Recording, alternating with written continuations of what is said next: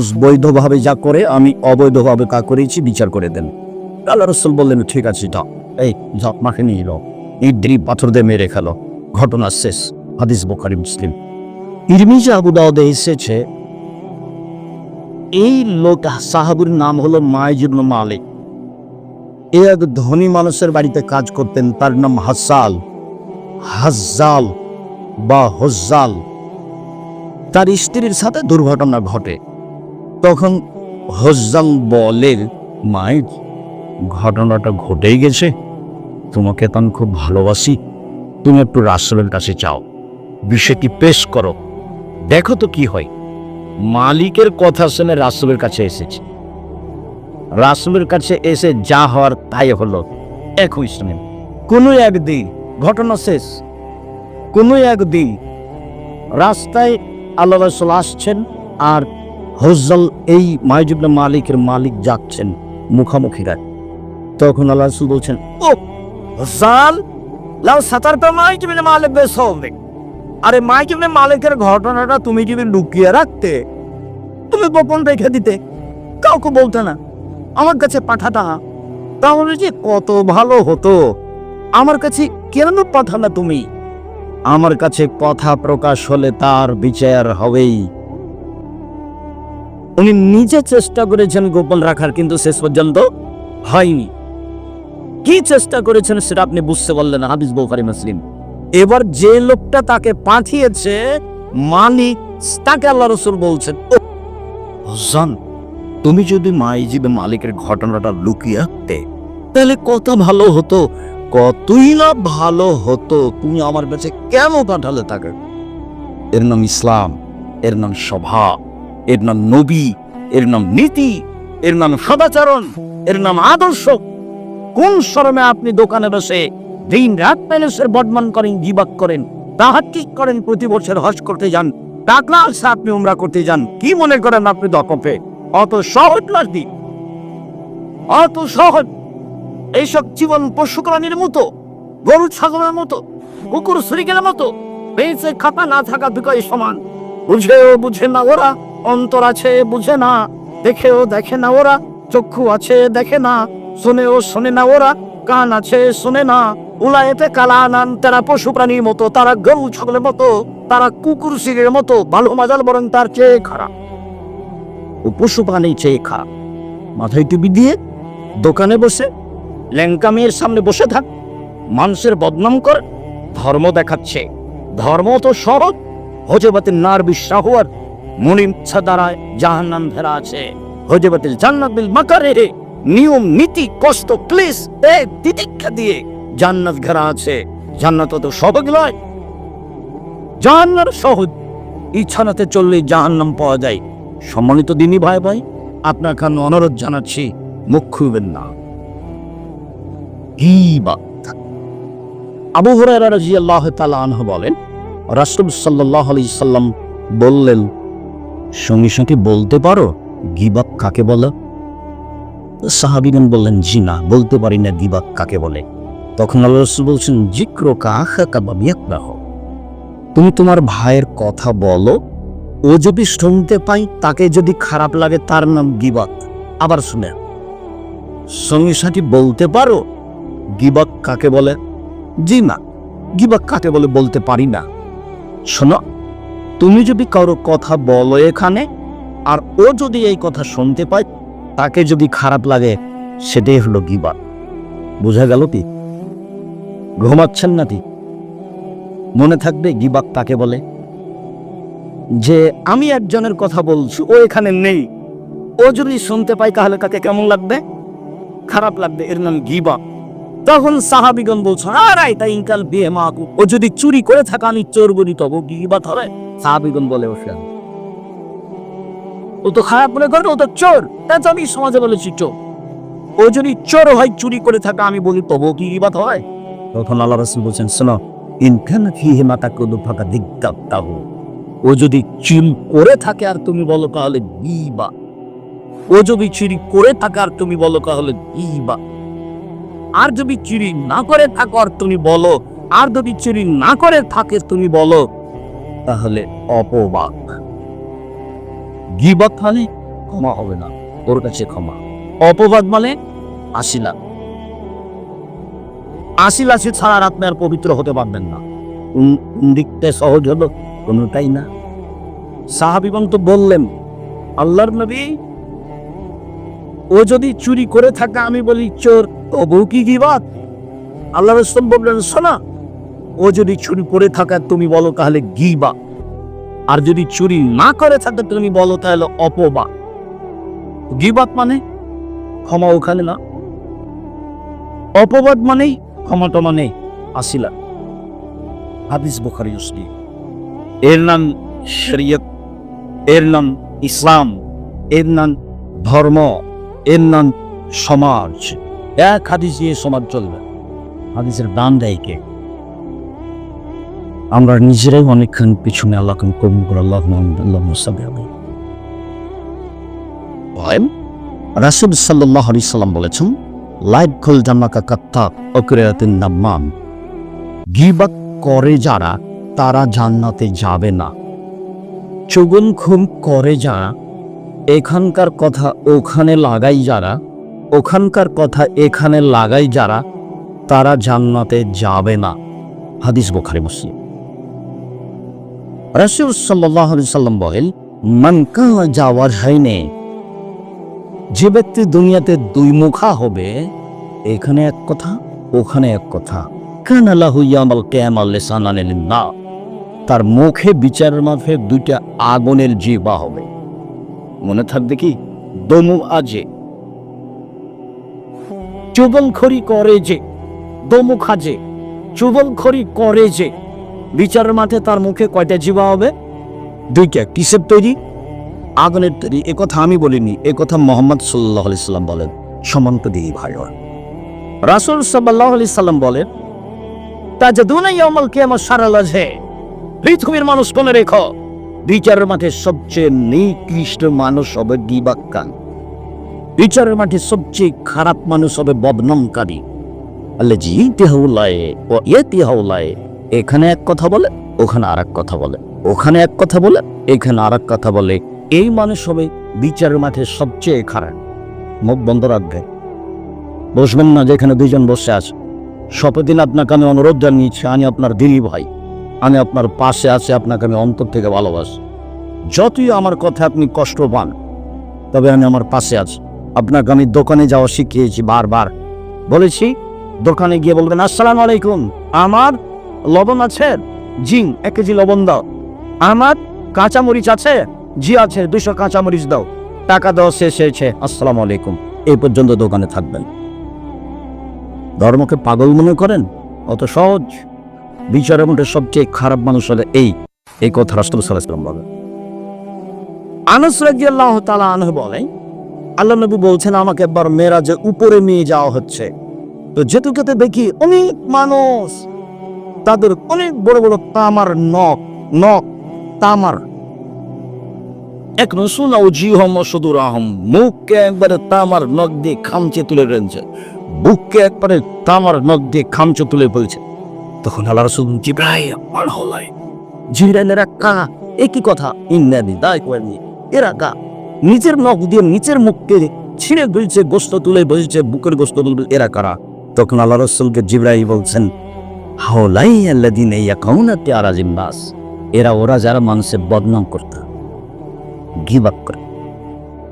রাসূল সাল্লাল্লাহু আলাইহি ওয়াসাল্লাম বলেন, পৃথিবীর মানুষ, লা তুযুল মুসলিমিনা, একজন আরেকজনকে কষ্ট দিও না। রাসূল সাল্লাল্লাহু আলাইহি ওয়াসাল্লাম বলেন, পৃথিবীর মানুষ, লা তুয়াইরু, কাউরে বদনাম করো না। রাসূল সাল্লাল্লাহু আলাইহি ওয়াসাল্লাম বলেন, ওয়ালা তাত্তাবিউ আওরাত আখিল মুসলিম, মানুষের পিছনে লাগিও না। কোন ব্যক্তি যদি মানুষের পিছনে লেগে যায়, ইয়াত্তাবিউল্লাহু আওরাতাহু, তখন আল্লাহ তার পিছনে লেগে যাবেন। ওমাই ইয়াত্তাবিউল্লাহু আওরাতাহু ইয়াবযাহু ওয়ালাউ কানা ফি জাদরি আলী, আর যখন আল্লাহ তার পিছনে লেগে যাবে, ও যদি মানুষের বদনাম করার পরে পাথরের মধ্যে ঢুকে যায়, ওর বাহনের উটের পেটের ভিতরে ঢুকে যায়, যেখানে আর কোনো মানুষ নাই, সেখানে আল্লাহ তাকে অপমান করেই ছাড়বেন। একটু ভালো করে বুঝবেন তো, আপনি মানুষের পিছনে লেগে গেলে আপনার পিছনে কে লাগবে? আল্লাহ। তো মানুষের বদনাম করার পর আপনি কোথায় ঢুকিয়ে গেছেন? উটের পেটে। আল্লাহ রাসূল বলছেন আল্লাহ ওখানে তোমাকে অপমান করবে। ও তো এখন আর মানুষ নয়, ওকে আল্লাহ। কাজে আপনি পৃথিবীর কোথায় আছেন এটা তার ভাববার বিষয় নয়, আপনাকে অপমান করতে হবে এটাই বিষয়। সাবধান, দিন ভয়াবহ। আবু হুরায়রা রাদিয়াল্লাহু তাআলা আনহু বলেন রাসূল সাল্লাল্লাহু আলাইহি সাল্লাম বললেন সঙ্গে সাপু মাইসুল নাসান নারা, বলতে পারেন মানুষকে বেশি বেশি জাহান্নামে নিক্ষেপ করে কি? সঙ্গী সাথে বলতে পারো মানুষকে বেশি বেশি জাহান্নামে নিক্ষেপ করে কি? সঙ্গী সাথে বলতে পারো মানুষকে বেশি বেশি জাহান্নামে নিক্ষেপ করে কি? এই কথা বলতে বলতেই আল্লাহ রাসূল বলছেন আল ফরজ আল ফাম, মুখ আর লজ্জা স্থান। মুখ ব্যবহার করবেন না, মুখ বন্ধ রাখবেন। ভালো কথা ছাড়া মুখ ব্যবহার করবেন না। সকালে কাজে যান, ফজরের সালাত আদায় করে কাজে যাবেন, কাজ শেষ করে এশার সালাত আদায় করে ঘুমিয়ে যাবেন, কথা নেই। রাসূল সাল্লাল্লাহু আলাইহি ওয়াসাল্লাম বললেন মাইয়াকমাল লিমা বাইনাল লাহিয়া ওয়া মা বাইনার রিজলাই আকমাল হয় জান্না। পৃথিবীর মানুষ শুনে রেখো, তোমরা যদি দুইটা জিনিসের জিম্মেদারি নিতে পারো, আমি আল্লাহ তোমাদেরকে জান্নাতে নিয়ে যাওয়ার জন্য জিম্মেদারি নিলাম। কিভাবে জান্নাতে নিয়ে যাবো সেটা আমার ব্যাপার। এই কথা মুহাম্মদ সাল্লাল্লাহু আলাইহি ওয়াসাল্লাম বলেন। কিভাবে জান্নাতে নিয়ে যাব সেটা আমার ব্যাপার। হাদিস বুখারী মুসলিম। তোমরা দুইটা জিনিসের জিম্মেদারি নাও, জান্নাতে নিয়ে যাওয়ার জিম্মেদারি আমি নিলাম। এক, মা বাইনা লাইহি ওয়া মা বাইনা রিজলাইহি, মুখ দুই চোয়ালের মধ্যে যেটা আছে জিহ্বা, যে মুখকে কন্ট্রোলে রেখেছে, গীবা করেনি, তাকে আমি জান্নাতে নিয়ে যাব। কিভাবে নিয়ে যাব সেটা আমার ব্যাপার। দুই, যে জেনে লিপ্ত হয়নি তাকে আমি জান্নাতে নিয়ে যাব। কিভাবে যে নিয়ে যাব সেটা আমার ব্যাপার। উবাদা ইবনে সামিত রাদিয়াল্লাহু তাআলা আনহু বলেন রাসূল সাল্লাল্লাহু আলাইহি সাল্লাম বললেন ইজমানুল সিকতান মিন আনফুসিকুম আজমাল্লাকুল জান্নাহ। ছয়টা জিনিসের জিম্মেদারি না, আমি তোমাকে কিভাবে জান্নাতে নিয়ে যাব সেটা আমার ব্যাপার। ছয়টা জিনিসের জিম্মেদারি নাও, তোমাকে আমি কিভাবে জান্নাতে নিয়ে যাব সেটা আমার ব্যাপার। এক, ওয়াসদুজা হাদাসতুম, কথা বললে সত্য কথা বলো। ওয়াকে জাওয়াদতুম, ওয়াদা করলে পূর্ণ করো। আদিয়ে যাও উতুমিনতুম, কে আমানত রাখলে তার সময়ে পূর্ণ করো। আমি সভাপতি সেক্রেটারিকে বলি যে মরলপাড়া মসজিদের অনেক জমি আছে, আরো অনেক জমি ছিল, এই জমিগুলো এক সময়ে থাকবে না, কে কখন দখল করে নেবে তার নাম আমানতদারি। দিন যত যাবে আমানত কত উঠে যাবে, মসজিদ মাদ্রাসার জিনিস বলে দাম থাকবে না, এগুলো বিক্রি করে আহলে হাদিসের সঠিক আকীদার মসজিদগুলো তৈরি করে ফেলেন। তো আপনার জিম্মেদারিতে একটা কাজ হোক, আপনি বিশ্বাস করেন আমানতদারি মানুষের থাকবে না, হারিয়ে যাবে। দিন যত যাবে আমানতদারি তত উঠে যাবে। সেদিন তোমাদের কি হবে? যেদিন আমানতদারি থাকবে না, সমাজের লোক হয়ে যাবে আগাছার মতো, সেদিন তোমাদের কি হবে? আবু মুসা আশআরী বলছেন আল্লাহর রাসূল বললেন কিভাবে কুমাবে জামানি, তোমাদের কি হবে? যুগের কি হবে? তোমাদের কি হবে? যুগের কি হবে? যখন আমানতদারি থাকবে না তখন তোমাদের কি হবে? যুগের কি হবে? মানুষের মধ্যে মতভেদ মারামারি লেগে যাবে। এইভাবে এভাবে দেখেন, এভাবে এদিকে দেখেন, ডান হাতের আঙ্গুলকে বাম হাতের আঙ্গুলের ঢুকিয়ে বলে এ দেখো, সমাজে মারামারি লেগে যাবে। সেদিন তোমাদের কি হবে? যুগের কি হবে? তখন সাহাবীগণ বলছেন বলেন, আপনি বলেন কি করতে হবে? তা হবে, আমানতদারি থাকবে না, একজন আর একজন সহিত 10-এর সম্পদ লুটে খাবে, মসজিদ হোক আর মাদ্রাসার হোক। তখন তোমাদের কি হবে? যুগের কি হবে? তো বলেন কি করতে হবে? তখন আল্লাহ রাসূল বলছেন মুখখান বন্ধ রেখো। তখন বলছেন আলজান লেসানা, মুখখান বন্ধ রেখো। এক, দুই, ওয়ালসেন বাইতাক, বাড়িতে থাকিও। ঠিক যেটা বুঝছো সেটা করিও, যেটা বুঝতে পারছো না ঠিক নয় সেটা করিও না। এই তিনটা কথা বললেন। আমানতদারি থাকবে না, এ কথাই কি? আমানতদারি জিম্মেদারি না, জান্নাতে কিভাবে নিয়ে যেতে সেটা আমার ব্যাপার। জেনায় লিপ্ত হয়ে না, জান্নাতে কিভাবে নিয়ে যেতে হয় সেটা আমার ব্যাপার। চার, মুখকে কন্ট্রোলে রেখো, এটা বলছিল, মুখকে কন্ট্রোলে রেখো, কিভাবে জান্নাতে নিয়ে যাবে সেটা আমার ব্যাপার। 5, হাতকে কন্ট্রোলে রেখো, হাত ব্যবহার করিয়ে না, মানে ক্ষমতা দেখাবেন না, ক্ষমতা বাতিক, চিরদিনের জন্য ক্ষমতা বাতিক। ক্ষমতা ইহুদি খ্রিস্টানের মোকাবেলা ব্যবহার হবে, কোনো মুসলমানের বিরুদ্ধে ব্যবহার হবে না। ক্ষমতা 5 মিনিটের জন্য দেখাবেন না, 1 মিনিটের জন্য দেখাবেন না। ক্ষমতা নেন, আপনি মাটির মানুষ। ক্ষমতা যে থাকে না, তার চোখের সামনে আপনার কত ঘটনা ঘটলো। আরে আপনার নেতৃত্ব সময় 45 মিনিট, আপনার নেত্রীর বয়স 45 মিনিট, কিসের না ক্ষমতা? আর ফেরাউনের বয়স হলো 2-3 মিনিট, ডুবলো ফেরাউন নেই, ডুবে গেছে। আজ সামুক পৃথিবীতে সবচেয়ে ক্ষমতাধর 30 সেকেন্ড বিদ্যুৎ নেই, এরকম ক্ষমতা দেখেন না। খুলনার অঘোষিত সম্রাট এরশাদ শিকদার মেয়ের মাথাতে হাত লাগাতে পারেন, ক্ষমতা দেখেন না। প্রেসিডেন্ট রাতে রাতে দেশ দখল করতে পারেন নেই, ক্ষমতা দেখছেন না। সময় 45 মিনিট, কষ্ট পান কেন? কষ্ট পাবেন কেন? আমি তো আপনার দিনই ভাই, কষ্ট পাবেন কেন? মন খারাপ হবে কেন? মন খারাপ হবে মানে আপনার ভিতর খারাপ, আপনার অন্তর খারাপ, আপনার স্বভাব খারাপ, মন খারাপ হবে কেন? মাটির মানুষ মরদ নেই, যা কারোর সাথে কারকে বিতর্ক করতে রাজি। রাসূল সাল্লাল্লাহু আলাইহি ওয়াসাল্লাম বলেন, পৃথিবীর মানুষ সত্য কথা হলো যে তর্ক ছেড়ে দিয়ে আমি মুহাম্মদ সাল্লাল্লাহু আলাইহি ওয়াসাল্লাম তাকে জান্নাতে নিয়ে যাব। সত্য কথা হলে যে তর্ক ছেড়ে দিতে। আর আব্দুর একসাথে এটা বলেছেন, আরে না এটা বলেছেন, আসসালামু আলাইকুম, আপনারা থাকেন, আমি গেলাম। আল্লাহ নবী বলছেন, আল্লাহ নবী আপনাকে জান্নাতে নিয়ে দিবেন, তার ব্যাপার। উনি কিভাবে জান্নাতে নিয়ে দিন, তার ব্যাপার। 2, মজাক করে হলো মিথ্যা কথা বলবো না, জান্নাত আমি নিয়ে দেবো। মুহাম্মদ সাল্লাল্লাহু আলাইহি ওয়াসাল্লাম মজাক করে হলো মিথ্যা কথা বলবো না, জান্নাত আমি নিয়ে দেবো। 3, চালচলন ভালো করো, মানুষের বিরুদ্ধে যায় না, মানুষের বদনাম করো না, মানুষের গিবত করো না, চাঁদাবাজি করো না, দাগাবাজি করো না, জুয়াচুরি করো না, রাহাজানি করো না, অন্যায় করো না, অবিচার করো না, মানুষকে জেল হাজতে দিও না। জান্নাত শুধু সাধারণ নিয়ে দেবো না, জান্নাতুল ফেরদাউস নিয়ে দেবো। মুহাম্মদ সাল্লাল্লাহু নিজে বলছেন, এমন কোন পথ নাই যে পথ দিয়ে জান্নাতুল ফেরদাউস পাওয়া যায়, শুধুমাত্র ভালো চাল চলন দিয়ে জান্নাতুল ফেরদাউস পাওয়া যায়। অবাক পরিবর্তন হয়ে যান আজকেই। জান্নাতুল ফেরদাউস নিয়ে দিলেন জিম্মেদারি কার? মুহাম্মদ সাল্লাল্লাহু আলাইহি ওয়াসাল্লামের। আপনি চিন্তা করেন কেন? আলোচনার শেষ হাদিস, রাসূল সাল্লাল্লাহু আলাইহি ওয়াসাল্লাম বলেন, সঙ্গী সাথী বলতে পারো মানুষকে পিছন দিক থেকে ধাক্কা মেরে জাহান্নামে নিক্ষেপ করে কি? সঙ্গী সাথী বলতে পারো মানুষকে পিছন দিক থেকে ধাক্কা মেরে জাহান্নামে নিক্ষেপ করে কি? সঙ্গী সাথী বলতে পারো মানুষকে পিছন দিক থেকে ধাক্কা মেরে জাহান্নামে নিক্ষেপ করে কি? বলতে বলতেই কাঁখাদা লেসানো জিভাটা বেড়ে নিয়েছেন। জিভা মানুষকে পিছন দিক থেকে ধাক্কা মেরে জাহান্নামে নিক্ষেপ করে। এক বর্ণনায় এসেছে নাকের ভরে, এক বর্ণনায় এসেছে মুখের ভরে। ফেরেশতারা ধাক্কা দিয়ে মুখের ভরে ফেলে দিবেন, নাকের ভরে ফেলে দিবেন, তীরে জাহান্নামে নিয়ে যাবেন। যে বদনাম করে তাকে। আমি এই কথা বলিনি, এ কথা মুহাম্মদ সাল্লাল্লাহু আলাইহি ওয়াসাল্লাম বলেছেন। আর আপনাকে আমি যা বলছি সেটা আপনাকে সাময়িক কষ্ট ভারী লাগতে পারে। আমি আপনাকে ভারী লাগুক এটা আমি চাইনি, আমি চেয়েছি আপনি ছেড়ে দেন। ক্ষমতা দেখাবেন না, ক্ষমতা টিকে না।